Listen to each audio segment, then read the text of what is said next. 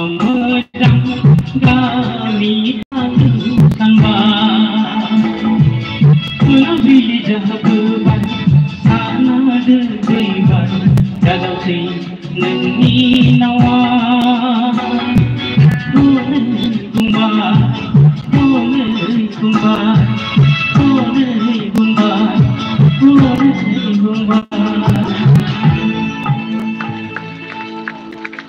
माबायदि मोनदों फरायसाफोर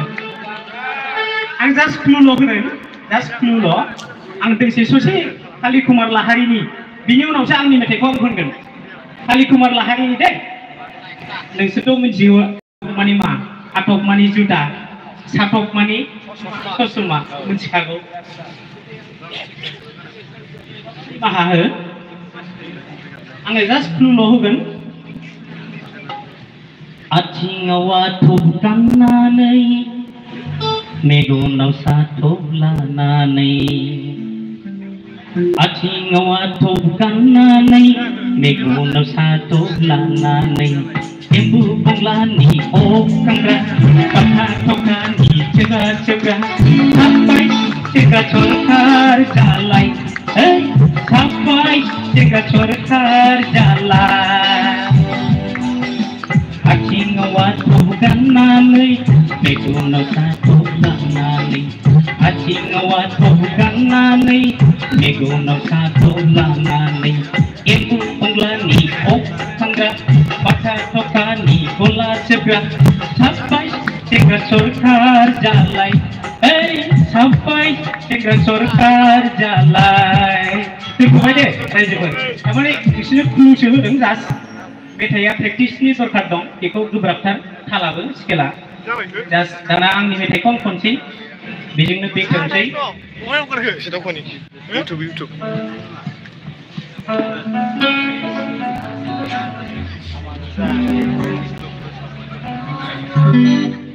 बांद्राय रमान्टिकखौ खनला आङो सुमु सुमु मोनलायनायखौ खनला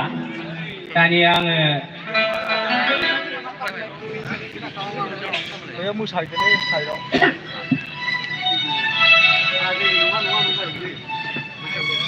एसे आगोल लिरखानाय आंनि लिरजानाय दिनैसो खनजादों बे मेथाइया नोंनि ददेरे फांदा नों आंनि गोरबोनि जिउना नों आंनि ददेरे फांदा नों आंनि गोरबोनि जिउना नोंखौ आं थैनोबो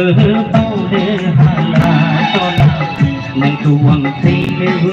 बावनो हाला नों आंनि ददेरे फांदा नों आंनि गोरबोनि जिउना नों आंनि ददेरे फांदा नों आंनि गोरबोनि जिउना नोंखौ आं थैनोबो बावनो हाला सना नोंखौ आं थैनोबो नागारखाला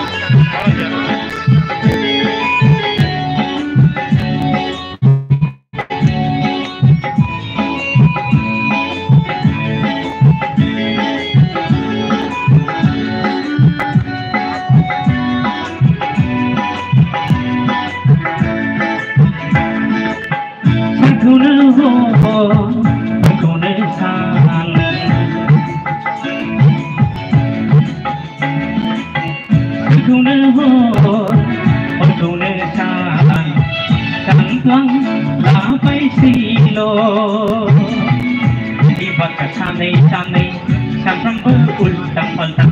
नोंनि बाथ्रा सानै सानै सानफ्रोमबो उल्टां फाल्टां बुंदोना हायनारि नों आंखौ लायो ना लाया नों आंनि ददेरे फांदा नों आंनि गोरबोनि जिउना नों आंनि ददेरे फांदा नों आंनि गोरबोनि जिउना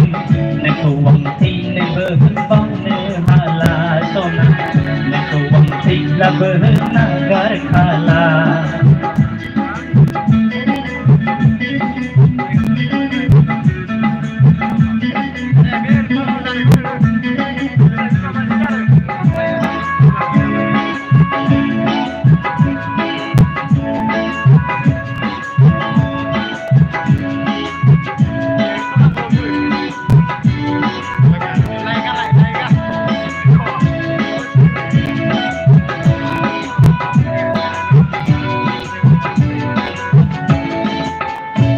सिमांखौ मोगथां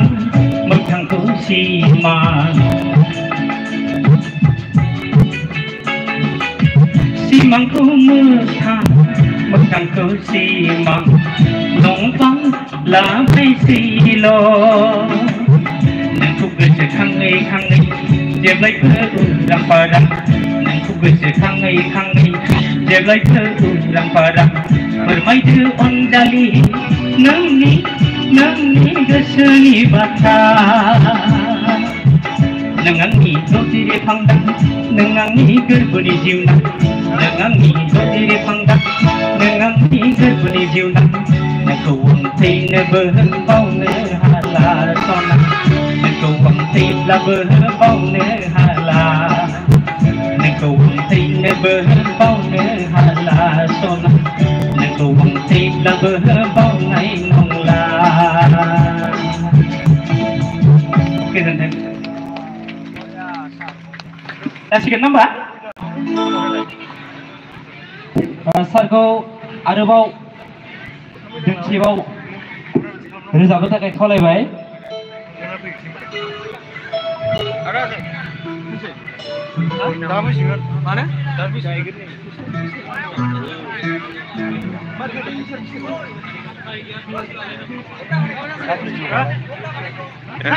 मोसाहैगोनसो मा भिडिअ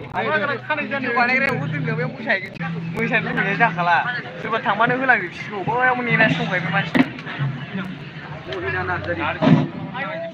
मेथाइआथ' गोबां दं ओमफ्राय हुदाया जाहैबाय मालाय लिरनायखौ बारा खननो बायो आं लिरनायजों मेथाइआ गोबांथार दङ जेखियानो जाया नैबेखौ खननानै आङो बेखेवनाय हाबाफारिखौ फोजोबनोसै बयबो सिरिथार ना होमबा अननानै खेबसे आखाइ खबनानै होबा मोजां गोजोननाय थाबाय जोंना प्रिन्सिपाल साराबो हरफागासिनो दं सिरि सिरि सिखावै नों गोसोखावग्रा हौवाबासि बासिनो लाइन मारिग्रा खोनादोंना सिरि सिरि सिखावै नों गोसोखावग्रा हौवाबासि बासिनो लाइन मारिग्रा सिरि सिरि सिखावै नों गोसोखावग्रा हौवाबासि बासिनो लाइन मारिग्रा नोंखौ मिथिखाबाय नोंखौ हमनो हाखाबाय गोसो सिखाव नों गोसोखावग्रा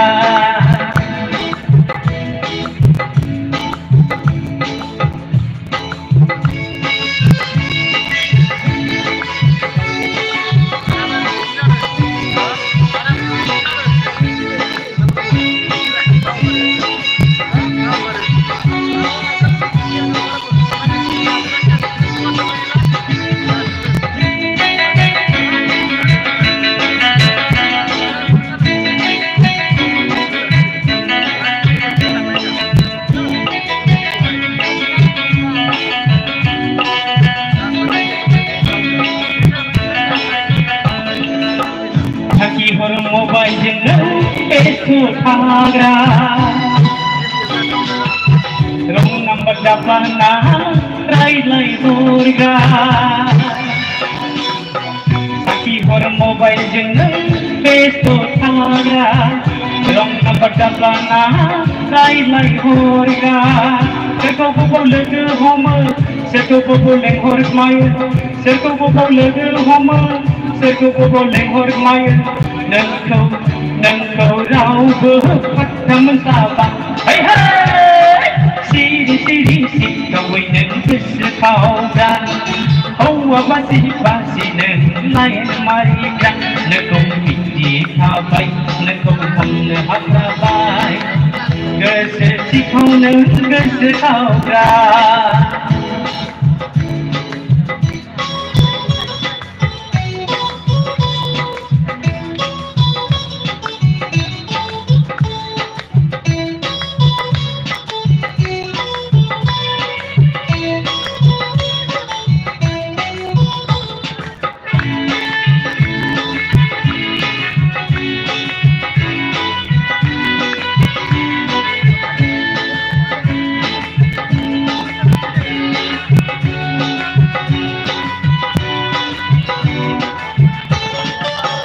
गोदान सेल्फि लाना फेसबुकाव आपल'ड होग्रा नंनायनि स्टेटास होलायग्रा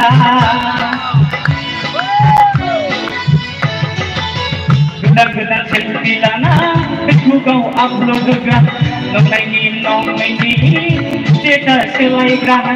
सोरनो मादि मेसेज हरो सोरनो मादि फट' हरो सोरनो मादि मेसेज हरो सोरनो मादि फट' हरो नोंखौ रावबो पात्ता मोनस्लाबा सिरि सिखावै नों गोसोखावग्रा हौवा बासि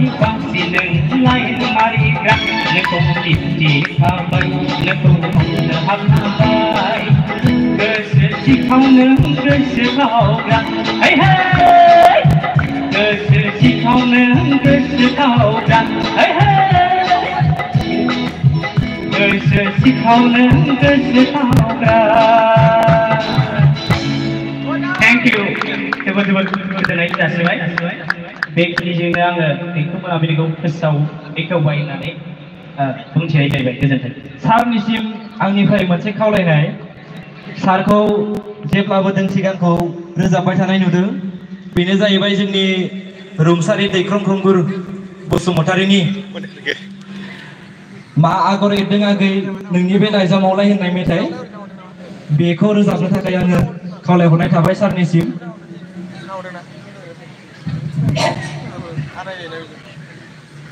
आङो लिरिक्सखौ लाबोनाय जायाखै मोजां मोनो आङो बिराद मोजां मोनो फंबाया जायखौ बुंदों एसे प्रिपारेसन गैया बायदि अब्लाबो आं फंबायनि खावलायनायखौ आङो नेवसियालासे दोंसे मेथाइ खनसै मालाबा खाबु जाब्ला आङो खनगोन मोजां मोनो आं मेथाइखौ बिराद मोजां मोनो तारमाने एसे आद्रा जाहैगोन बायदि मोनदां लिरिक्सखौ लाबोआखै जिहेतु आं अरुण नार्जारी सारनि मेथाइखौ खनसै दोंसे जागोन ना अरुण नार्जारीनि बिराद फेभारिट आंनि सारनिबो सारा सोरदि हरदों बे लाइजामखौ बिराद गोबावनि मेथाइ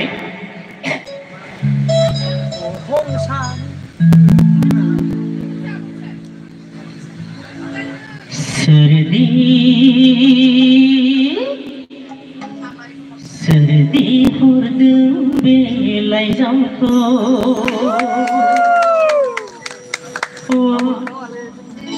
मिथिगौ मिथिगौ सोरदि हरदों बे लाइजामखौ मिथिगौ मिथिगौ मादि लिरदों बे लाइजामाव मादि लिरदों बे लाइजामाव जोंखाबाय नोंनि लिरनाय थांखि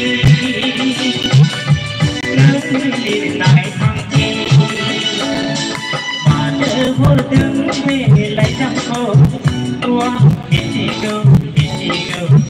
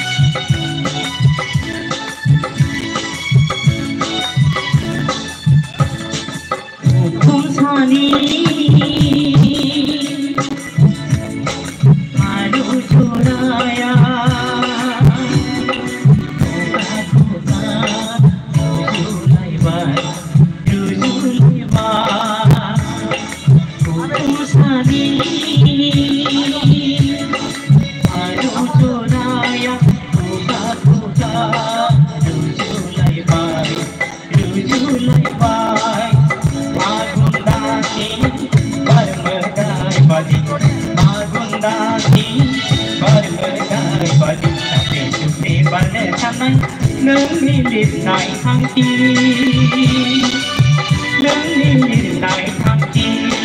सोरदि हरदों बे लाइजामखौ मिथिगौ मिथिगौ मिथिगौ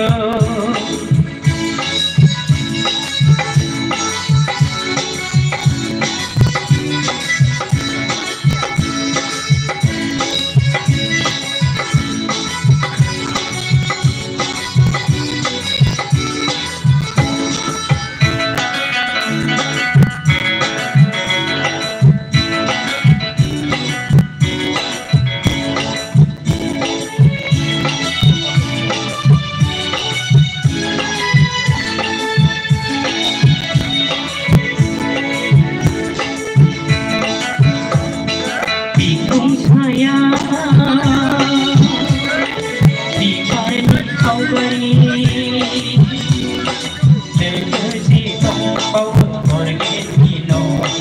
आंखौ दाबाव बिखुं साया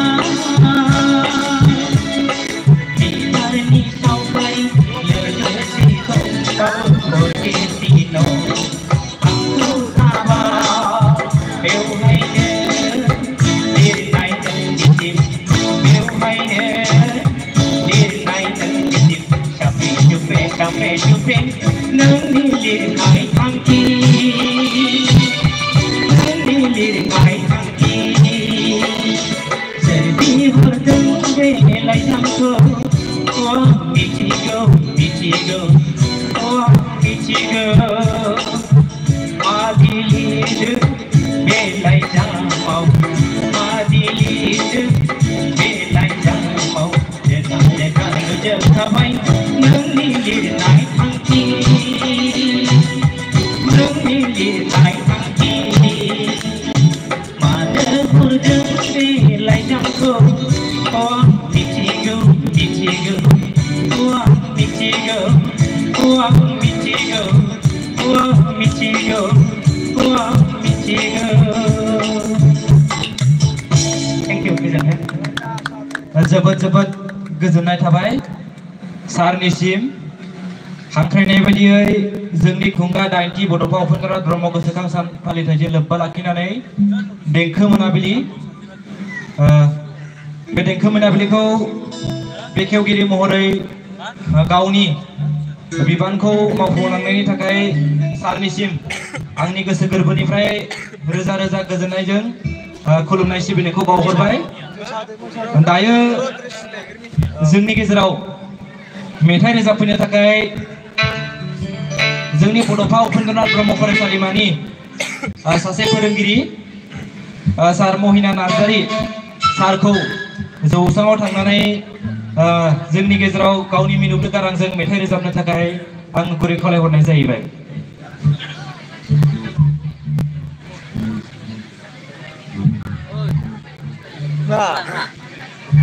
दा जोबनायाव खनगोन र' जोंना गाराङा जाला आंना मेलायाव मेला होनानै फैबाय सारा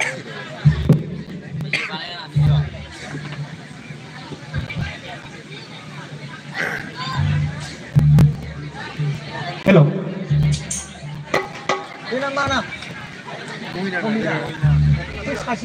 गिबि गिबियावनो मोनाबिलिनि गोजोन हामलायनायखौ जोंनिनो सारियाव जिरायनाय सार मेडाम आरो जोंनिनो बारग' फरायसा आरो बेवहाय गुबुन गुबुन फरायसालिनिफ्राय नुजाफैनाय साफ्रोमबो नायगिरि फंबाय बिनानावनो आंनि गोजोन हामलायनायखौ जासिग्रोनाय जाबाय आङो देंखो रोजाबिया गोबावसै बेखायनो बबेबाफोर खन्द'आवहाय मेथाइ रोजाबनाया थालांनोबो हागौ बेखायनो आङो निमाहा बिहरनाय जाबाय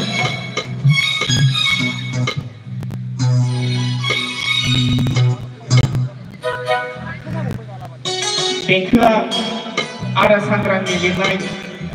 बे देंखोखौनो आङो बिथां रोजाबनाय मेथाइखौनो आङो रोजाबगोन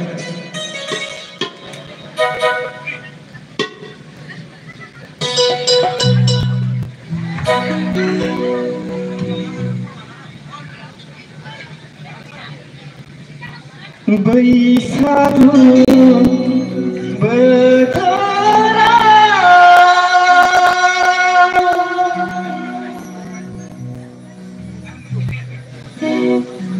गाना एसे गोदोदों बैसागु बोथोराव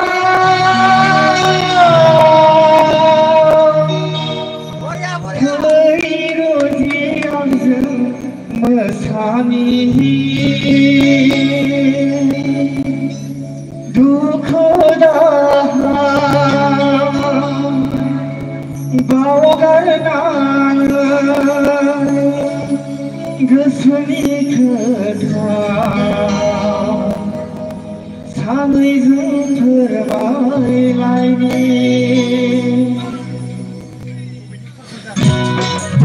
बयखौबो रंजागोन होननानै आसा खालामबाय आङो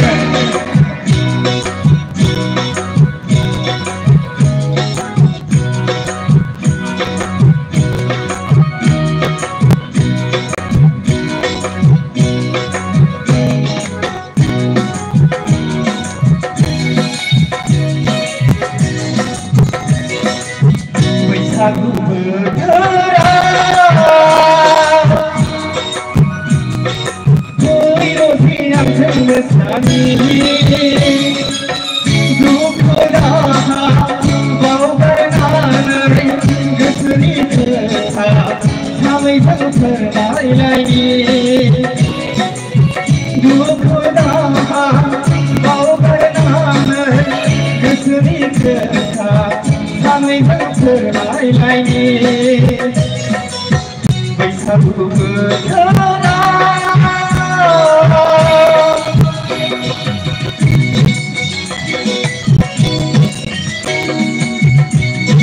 गोबाव सम जाबाय प्रेक्टिस गैया बेखायनो गानबाबो एसे गोदोनाय मोनो थेवबो एडजास्ट खालामनोसै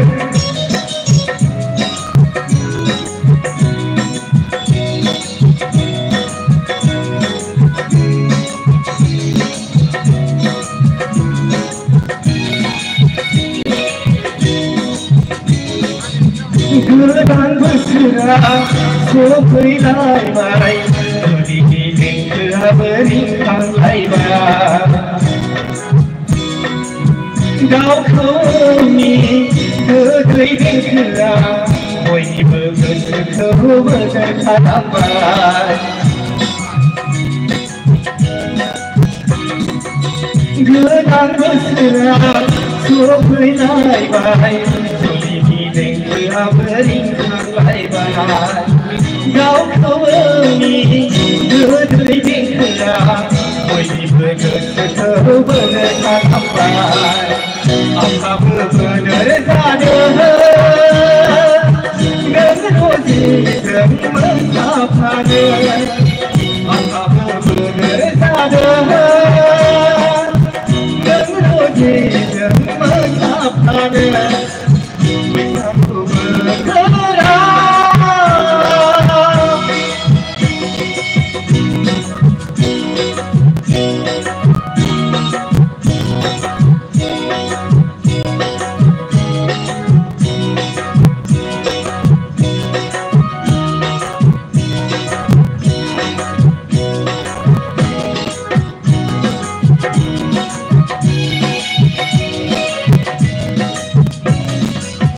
बैसागु बोथोराव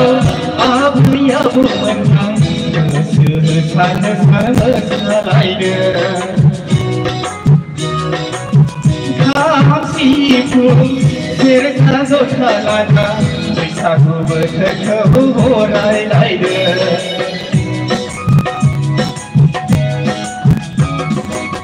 बैसागु बोथोराव आबै आबौमोनहा गोसो होसारनो मोसालायदों खाम सिफुं सेरजा जथा लाना बैसागु बोथोरखौ बरायलायदों आंहाबो गोसो जादों नों रजिजों मोसाफानो आंहाबो गोसो जादों नों रजिजों मोसाफानो बैसागु बोथोराव फै रजि आंजों मोसानि दुखु दाहा बावगारनानै गोसोनि खोथा सानैजों मोसालायनि दुखु दाहा बावगारनानै गोसोनि खोथा सानैजों फोरमायलायनि बैसागु बोथोराव